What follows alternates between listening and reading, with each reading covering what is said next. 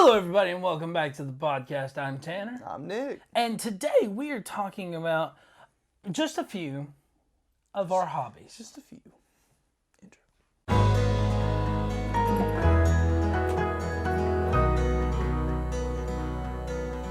RenderForce.com.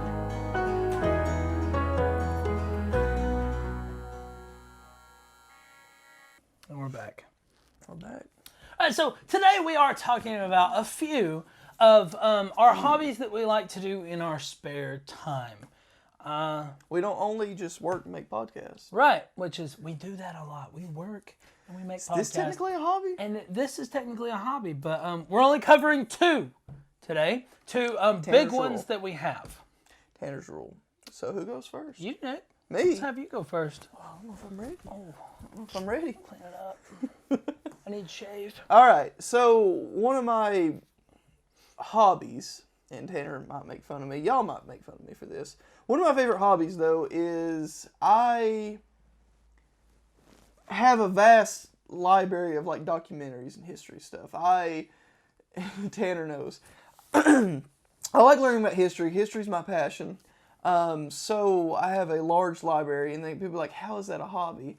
I pride myself on the fact that I have from the dawn of man, I have hours and hours of professional. I have recorded college classes. I have History Channel documentaries. I have YouTube videos that I've watched all the way through and have been like, yes, this is good. I have a virtual library of videos where if Tanner was like, I heard this event happened at this time, I have them categorized where he could go and find the year, find the event, and I have a documentary for it. And I pride myself. So I brought a book about World War II because that was kind of the thing that got World War II was the thing that got me into history. Right. So I kind of brought a book about that. But yeah, that's one of my hobbies is I go through and I pride myself in this extensive video library I have of human history. And I'm very passionate about it. Wow. It's a hobby of mine. Nice. Find a video, I add it in, I like to categorize it. And I've got other stuff, but focusing on history. Makes me feel a little bad about my first one. What's your first one? Nick's hobby was very adult. Is it? My first hobby that I'm going to talk about today is this little box right here. We're playing Magic the Gathering. I play Magic the Gathering. I play the card game as well as the online game now. The online game's fun. I live stream to Twitch, and but I play with these little pieces of paper right here, which are worth a lot of money. Anyone knows anything about Magic, you know how expensive these can be. Inside this little box right here. Here's the problem and good thing about Magic. Magic is a fun game. I like to say that it's Pokemon for adults, and it's a great game. You can play it in the pro tournament for $1 million. Just happened 2 days ago. $1 million? $1 million was the million? pro tour. So it's a very fun game. A lot of people play it. I know a lot of doctors and lawyers that play Magic the Gathering. It's not just a bunch of little kids. It's been around since what, the 80s? No. The first year for Magic was 1993. So you like to pride yourself on history of the world. I like to pride myself on my history and my knowledge of how much cards cost. Who created Magic? Richard Garfield was the creator of Magic. And I actually got him, met him at DragonCon and had him sign some of my cards to a few Wastelands. But here is just a kind of an idea of Magic. He's right. You can get into Magic for the small cost of $5 to $10 if you're playing a red deck. This deck here, I'm kind of embarrassed to say how much this deck costs. This deck is completely foiled out, which means the cards are shiny except for the lands.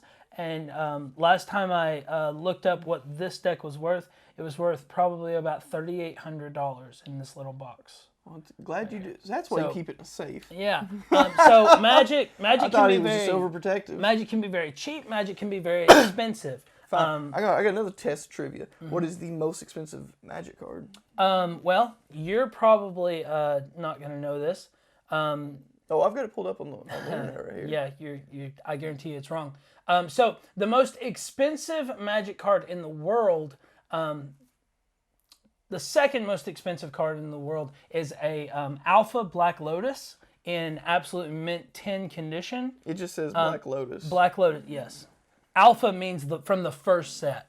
There are Alpha Black Lotuses that sell for upwards of $250,000 for a piece of paper that is Alpha, which means the first set, and in perfect condition. But actually, the most expensive card in Magic is a card that can't even be played. It was given to one of the first Pro Tour winners, and it actually has like him on the card, and it is actually pretty cool. It's put into like this glass container, and it's in this statue, and it hovers around inside of it. There was only one ever made, and it is technically the most expensive Magic card in the world, other than, say, the Black Lotus. The Black Lotus is a card that one day I will own a Black Lotus. Oh, well, One day. Damn. Is that all? Yeah. You don't know much, do you? But if you like Magic or are looking to get into it, follow me on Twitch. I live stream Magic Arena all the time, just about every day. And then, actually, if you're watching this on YouTube, you've probably seen my past few Twitch live streams posted to YouTube. It's on the same channel, but it's under a different category. I was going to say that in some of our past videos, Tanner's told me about that. We talk about the Facebook. Well, you get exclusive content, but Tanner also puts, if you go to our YouTube, you get also exclusive content because Tanner posts other things to YouTube. So you'll get witty banter along with some other things. Yep, but we'll talk about that towards the end. You can follow me on Twitch. It is Tanner__Watson. Why don't you put it in the video, like right here? Bloop. Just edit it somewhere in there. Nick, what is your second? Tanner will forget. My second.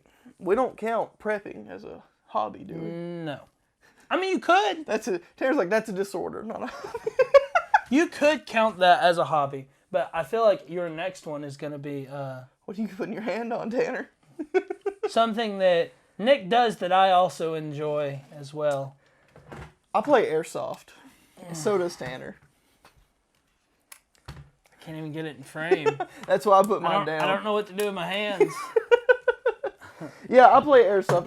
That's heavy. Never played Airsoft before, but I formed a history club. Which Tanner says I'm not allowed to talk in great detail about until... We're going to do a whole video. Yeah, so I'm not allowed to talk about it. You were going to hear a crap ton about it today. Tanner said, no, it gets its own video. Own video. So, I had a history club. In that history club, I was introduced by some people who were in it. History. In it to Airsoft. And I liked it. I played it. I enjoyed it. I actually had a small team that played like 2 or 3 times in the history club before it disbanded. And I got into it. And, I can talk about playing Airsoft. Yeah. I just can't talk about the history club. Right. See, Tanner puts handcuffs on me sometimes. He's like, I got a video idea. You're not ruining it. Right. So, yeah, you talk all about Airsoft you want. All right. Here we go. Airsoft. I enjoy Airsoft as well. Yeah, I mean, it's fun. Yeah. It's fun. Everybody's like, paintball. We need to do a debate video, paintball. Yes, we do. Airsoft. I played paintball when I was a kid, but it's so expensive. It's a lot cheaper to play Airsoft. Yeah. The only problem is, and it is true, people get hit and they don't call their hits. And they're like, you didn't hit me. And they start shooting back. Which, and in paintball, you can't deny it because you got this big splatter of paint. Yeah. But we ain't rich, and it's expensive to play paintball, so we play Airsoft. Trying to think. Hey guys, you're watching Witty Banter, and we've got some advertising opportunities coming up very soon on the podcast. If you want to advertise your business, company, anything you've got going on, if you want to advertise it and get it out there, we are more than happy to put a plug for you onto the podcast. It'll go out there. If you're interested, please email us at the email below, and we'd love to set it up. And we're back. So, Tanner wants me to, during the break, Tanner said that you need to talk about Airsoft, and you need to share, like, your first experiences with it, blah, blah, blah. First time I played Airsoft was at a small little field in Georgia called High Point. and I played with like a few, like we had a history club. So I came, we all wore like the same uniform kind of as a team, but we didn't really know anybody, so we weren't going to be in there and be like, oh, we're only fighting with ours. So we kind of split up and everything. We had a really good time, but I wound up getting into it. It was really enjoyable. So I bought my first airsoft gun, which was I can't remember where I got it from. I think I got it from Sportsman's Warehouse. It was a FAMAS. I'm trying to remember the brand. I don't remember the brand, but it was a clear FAMAS. I loved that gun. It was a good gun. I loved it, but when I went out there to play airsoft and we were going through like, different rooms, they have, it's like a little city, and we were going through and stuff, and I would shoot, I kept noticing it was too long.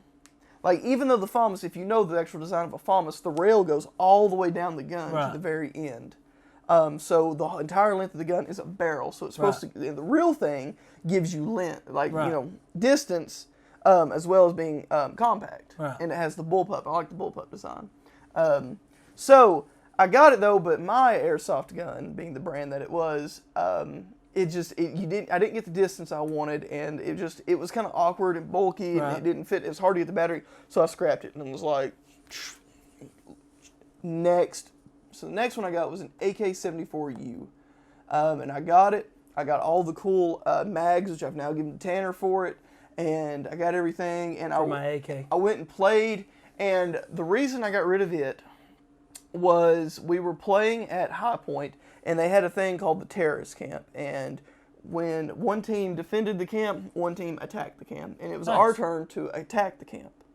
So everyone just like flooded towards it, and I told like my brother, it was me, my brother, and like one or two other guys from the history club, and I was like, we had went first and went through to see what it was like and got killed, and I was like, we're not doing that again. He's like, what? I was like, look how they're fighting. They've got, every dude is facing this way, and I looked at my brother and I was like, flank? I was like, yeah, we're going flank. So we went down to the woods, and now they had a line. We didn't cross out the line. Maybe if we did, we didn't mean to. But there was no sign that was like, do not cross this point. The judge didn't say, hey, you can't go this way. They just said, here's the battlefield. So I was like, this is stupid. Everyone's just like this. And if you look at it like this, so we went this way. And I came over the side, and when I did, I had that AK, and we all started firing. And they were getting some hits in, but when I was firing, my pellets were going up they were behind a car. It was going to the car and falling short. So I raised it up even higher and shot, and it was falling short. So I climbed a little further, and I couldn't get it. And by the time I got close enough, they just went and hit me. And I about broke that gun in half. I was like, this thing is trash. So I said, I got to get another one. So I went. And those who play airsoft who watch this will know this is a good gun brand. I got an Echo 1. Me too. I got an M4 Echo 1. I put the flashlight on. I feel like such a nerd right now. Whatever, though. Whatever, I get competitive. I got a 1,000-round self-winding mag that went on it. That basically made it like a light machine gun. And I took that thing, and I was ready. And my brother, he got this sniper rifle that Tanner's seen that's fully or semi-automatic. And we were going to go. At the time, the history club, people stopped showing up. Tanner told me not to talk about it much, and it starts to fall apart a little bit. But me and my brother, like, if we have to two-man sniper team, we're gonna go. We're gonna have fun. We enjoy this. We're competitive. We're going to do it. I was like, yes. And we got our guns together, and I was working the first time at Target, and High Point announces it's closing, and the last day to play, I have to work, and they will not let me off. That sucks. I bought this gun to play there, and it closed. That sucks. So I didn't have anywhere to play. My heart was broken. So I went. I looked for other places. There's one place around here called Airsoft Tactical, but when I went there, they told me that the FPS was too high on it. They had a limit, and mine was too high. So I couldn't play there. So we went to Insane, and we played, and we had a great time. It was a dude that used to be in the history club, my brother and me. The three of us went. We had a really good time. It was really good playing. I highly recommend it. But then they told us, they were like, yeah, we had a really good time. We didn't go for like 2 or 3 months. Then they said, oh yeah, we played like the entire area. They had the building open and the field open. They said, well, we're not going to do open field with airsoft anymore. It'll just be indoors. And I was like, never went back. Never went back. Loved it, but never went back. Yeah. So now I don't really have anywhere, and I haven't played in a I can't stress, like 3 years, until Tanner was like, oh, I'll try it out. So Tanner bought him a gun and went out there and we played and we had a really good time. Yep. I had a fantastic time. I'm trying to think of like stories. I feel like it's so nerdy to talk about like stories. No. Of, like, I just playing. talked about Magic the Gathering. You made fun of me right there. Magic the Gathering. I had an experience with airsoft whenever I was younger. I got 2 stories to share after yours. We played paintball like every weekend, and it got very, very expensive to where like my parents were annoyed that I was like, hey, can you buy me some more paintballs? Can you buy me? So like No. I'll never forget it. My uncle had a semi pistol. Little spring pistols, yeah. You had to do this every time you wanted to shoot, and the clip held like 20 bullets. And so we were all like, well, we're going to go play airsoft. I didn't have an airsoft gun, so my uncle gave me that pistol. And I was like, oh, man, this is awesome. And then we get out there, and I'm playing against people with guns like these, where it's just like they hold down fully auto, and it shoots 30, 40 bullets, fucking self-winding mags and stuff, all this crazy stuff. And I'm going, ow! That's another thing. You get hit by these things, that hurts. It does hurt. It's like getting shot with a BB gun. Yeah. Yeah. But and then like they had like shotguns where it shoots like a bunch of it. Like it was so much fun. It's crazy. But I got my ass beat, and I was like, you know what? This is great, but I'm not gonna play against all these guys because back these were insanely expensive airsoft guns. Like the prices are still expensive depending on what you're wanting, but the prices have drastically come down. But cheaper than paintball. They're a lot cheaper than paintball. A lot cheaper than paintball. And so I got out of it for a while till Nick was like, "Hey man, we're playing airsoft." And well, my brother was like, I want to play again. I'm like, yeah, me too. But 2 people, we need more people, right. So we got Tanner to play. Right. So hopefully we can get some more people. Yeah. And go somewhere big like Atlanta or something. If you want to play, comment down below. We'll meet you in Atlanta. Anyway, so I've got 2 stories. They're not really great, but I've got 2 stories. One of them was when we played at High Point. We played, I think we played the terrorist, and we had to blow up the embassy. Yep. First off, how dope is that? Yeah, that's pretty cool. So at the time, I had my AK, so I, really carried the terrorist thing using right. a Soviet weapon. But yeah. anyway, so we all break up into groups. It was me. I don't remember the dude's name, but me and this dude, our job was to clear the embassy.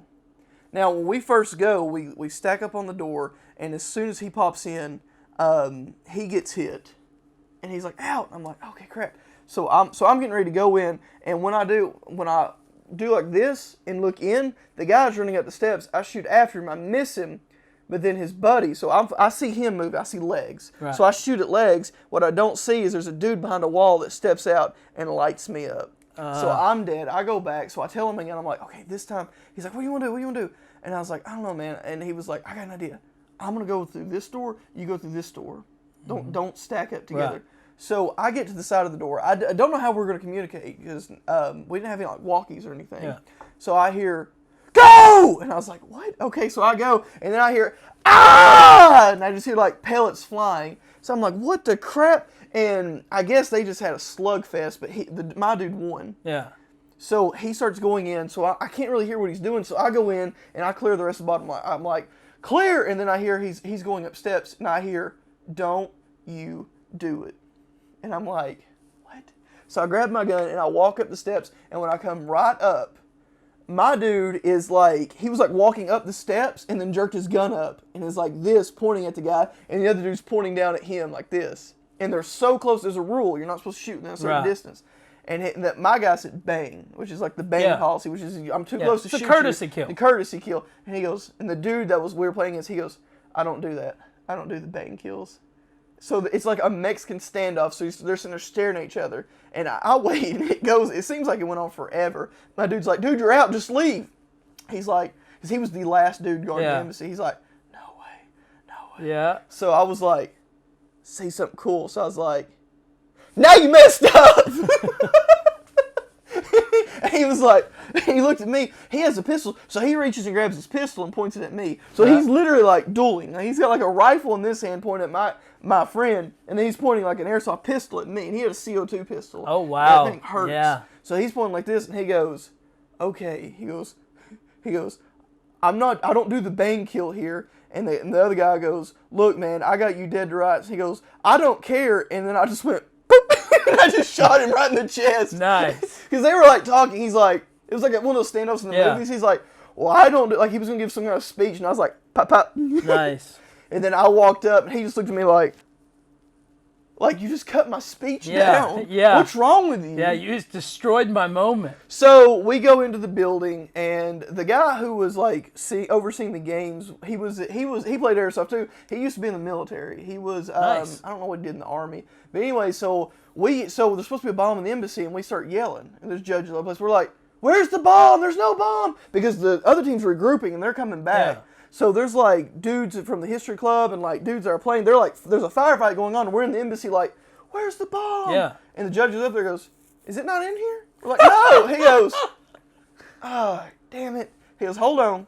And so the dude, I'm going to call him Cliff. I don't remember his name. I swear to God, he comes up with a cigar in his mouth. He was out there smoking and was like, yeah, I forgot to bring this in, and throws it down the thing. He goes, so y'all going to blow up the embassy, right? And he's like, yeah. He goes, hell yeah, and throws his lighter. He goes, light it. And we like light the bomb. We're like, yeah. And it's this huge firecracker. And he's like, good job, boys. And then walks out. And we're like, no. He goes, but you got to defend it. Don't let them put it out. And we're like, yeah. So we're all sitting there. We're like holding our guns. And we're like, yeah, this is great. And then we're looking and it's just, and finally I go, nervous Nick, I go, that's a pretty big firecracker. And everybody's like, I mean, the firecracker's like the size of my phone. It had like 4 fuses tied together, and it was like going down. And we're like, yeah. So we set it in the room. We gotta like slowly start backing. By the end of it, we're all in like the lower floor, just waiting.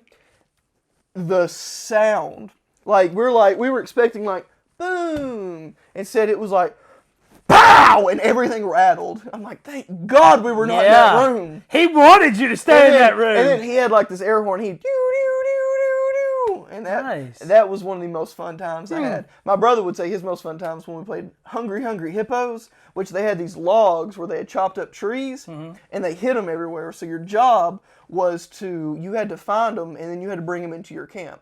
Okay. One of them was like the hotel, and then one of them was like, I don't know, it was like the school or something. Anyways, so we're going through, we found some. But anyways, the highlight of the game is I'm sitting there, I'm laying on my stomach shooting, and I keep hearing something in the bushes behind me.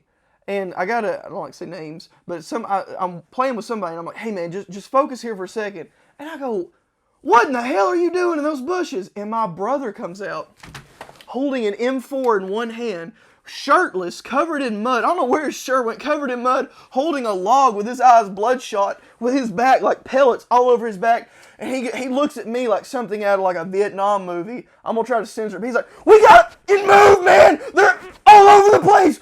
Run! And then just takes off. I'm like, what the hell? That is fantastic. What happened on the other side of the field? So I get up and run with him. I don't even want to go into that. It was just a crazy day, man. He looked like he had PTSD. That's a hell of a story. Yeah. Because when he started, he had like a camo jacket on and a t-shirt. And then the next time, like 5 minutes passed, he's shirtless, covered with pellet marks. Covered in mud. I don't know where the mud came from. It ain't rained like a month. I don't know where he got the mud. It might have been crap. I don't know. Wow. But yeah, it was incredible. Then when we played an Insane, we got inside. They had like some kind of castle. We got in there. And that's when I had this gun and I had that electric pistol that I gave to Tanner. Yep. And dude, that was pretty epic because it was like what you see in the movies because everybody was playing and then we were up here and we started shooting people and then they started realizing where we were. Yeah. And then it went from, hey, this is a good vantage point to when you're hiding behind the wall like, God dang it! Yeah. Yeah. Fun though, fun. So we hope to have more experiences like that and take you and let you experience some of it. And it's a good time. It's probably the most fun I've had since I did like reenacting. Nice. So nice. It's good stuff, man. My second. Wow, I just went on for a really long time. My second, What's your second is photography. It looks so little. This is a Canon AE1 program. This is a 35mm camera. I enjoy doing photography. I do it for money. I do weddings. I do it just for fun. Is that a plug out here? There's At Tanner Cinematography. I literally take pictures every single day.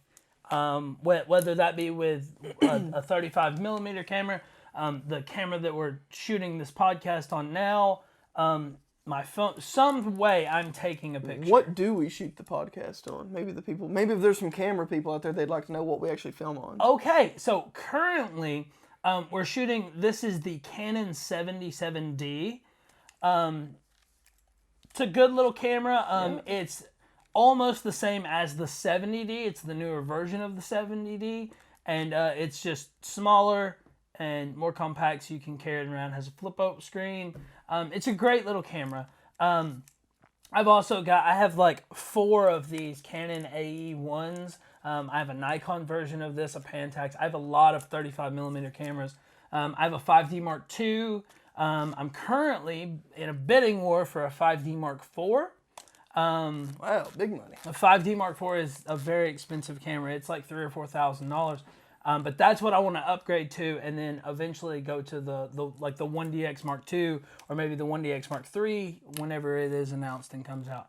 But photography is a huge one for me. I love taking pictures. I remember like being a little kid and my parents giving me like little spy cameras and me running around like snapping pictures with a little spy camera and thinking I was the coolest thing ever. And then like I had spy cameras and 35 millimeter cameras like these growing up my whole life. I never really had a digital camera. Then my parents bought me this little Nikon like piece of crap little camera, and I loved it. I bet they didn't think it was a piece of crap. Oh no, well it wasn't back in the day, but looking back now, that thing was rough.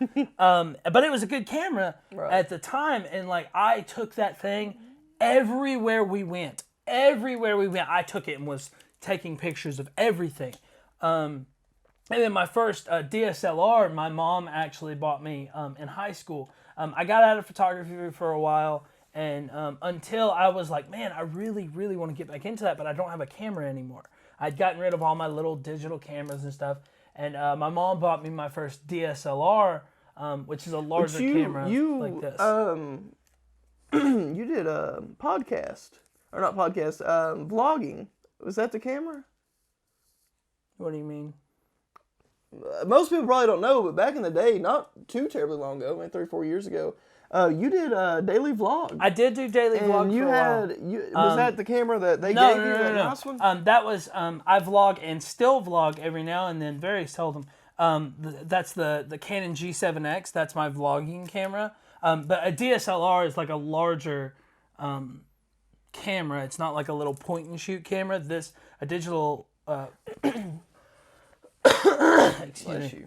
A DSLR, you have to put a lens on and all that stuff. That was like a fixed focal length. Okay. But where was I going?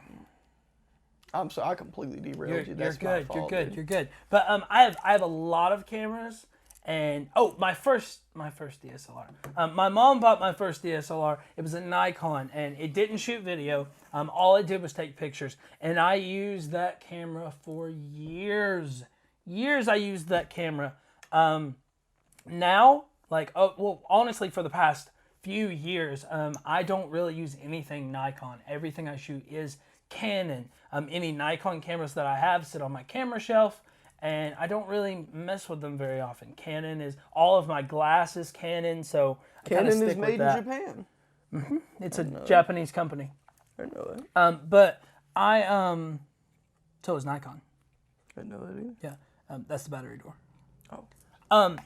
But so I really enjoy taking pictures. I have a photography business where I do photos and video. I'm actually doing like video for a few businesses in town. I'm shooting commercials for them. I do weddings and all kinds of things for video and photography. You can look me up, Tanner Watson Productions. Awesome. By the way, do you want to talk about the vlogs you used to do? You want to talk about that another day? Yeah, that's probably a video enough for another day. That's a long one. Well, anybody who likes vlogs, Tanner said he has past vlogs. You can check out, once again, if you go to our YouTube channel. It's a YouTube exclusive. You can see Tanner's vlogs in the past. But Tanner said that from when we started doing the podcast, that if me and him ever go on vacation, we have to vlog it. Yep. Or at least have some footage. So if we ever go on vacation, which we're both going to Very soon, you will see a terrible vlog from me being forced by his best friend to do it, and then probably just mediocre. about I haven't been doing it in a a pretty while. damn good one. Tanner was really good at vlogging, but you should want to end Thanks, it there. man. Yeah, we'll end it there. Thanks for coming along, guys. Please comment you. down below with a few of your hobbies that you like to enjoy and do. If you're listening to this on the podcasting apps, you're a special animal. There's not a lot of you out there, and some of these podcasts, there are a visual aspect too. So think about checking it out. I didn't think about that. So the people on the podcast didn't see our... Right, don't see. We held up our airsoft guns and my camera, and I actually showed a few magic cards. If you are on the podcasting app, thank you for listening. We love it. But think about checking it out on YouTube, because there are some visual aspects to some of our podcasts. Or Facebook. Also Facebook. Nick is currently constructing the Facebook page and making it very full, posting all of our past videos and things now. We get on Facebook a lot more because we can interact with the audience, with you guys, more than we can on just YouTube.